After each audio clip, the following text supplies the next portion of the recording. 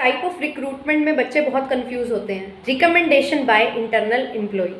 अगर आप इस पर्टिकुलर पॉइंट को देखते हो और आपको ये समझ नहीं आता कि इंटरनल होगा या एक्सटर्नल रिक्रूटमेंट का तरीका होगा, तो मैं आपको एक क्लियर कर देती हूँ बहुत अच्छे एग्जाम्पल से। अगर आपका कोई एग्जिस्टिंग एम्प्लॉय जो है वो रिकमेंड कर रहा है किसी थर्ड पर्सन को जो आपके बिजनेस से, ऑर्गेनाइजेशन से रिलेटेड नहीं है, कि आप इस पर्सन को रिक्रूट कर सकते हैं, तो ये एक्सटर्नल रिक्रूटमेंट में आएगा। रीज़न क्या है? रीज़न ये है कि वो पर्सन जो है वो आउटसाइड द ऑर्गेनाइजेशन से आ रहा है, इसीलिए वो एक्सटर्नल टाइप होगा रिक्रूटमेंट का। अगर वो पर्सन कोई ऐसा होता जो हमारे ही ऑर्गेनाइजेशन में से एक डिपार्टमेंट में से दूसरे डिपार्टमेंट में लाया जाता, तो वो हमारा इंटरनल रिक्रूटमेंट का केस बन जाता और ट्रांसफ़र के अंडर वो आता। तो हमारा जो एग्जिस्टिंग एम्प्लॉय है उसने रिकमेंडेशन दी है, बट रिकमेंडेशन जो दी गई है वो किसी ऐसे पर्सन के लिए दी गई है जो हमारी ऑर्गेनाइजेशन से रिलेट नहीं करता है।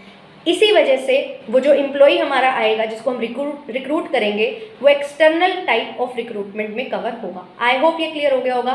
बहुत इंपॉर्टेंट डाउट यहाँ पे बना रहता है, ये चीज़ बहुत कंफ्यूज करती है, बट अब आप समझ गए हैं तो सब्सक्राइब कर लीजिए चैनल को। ऐसे ही अमेजिंग तरीके से सारे डाउट्स एंड कन्फ्यूजन आपके दूर होंगे एंड बहुत ईजी तरीके से आपको सारी चीज़ें समझ आएंगी।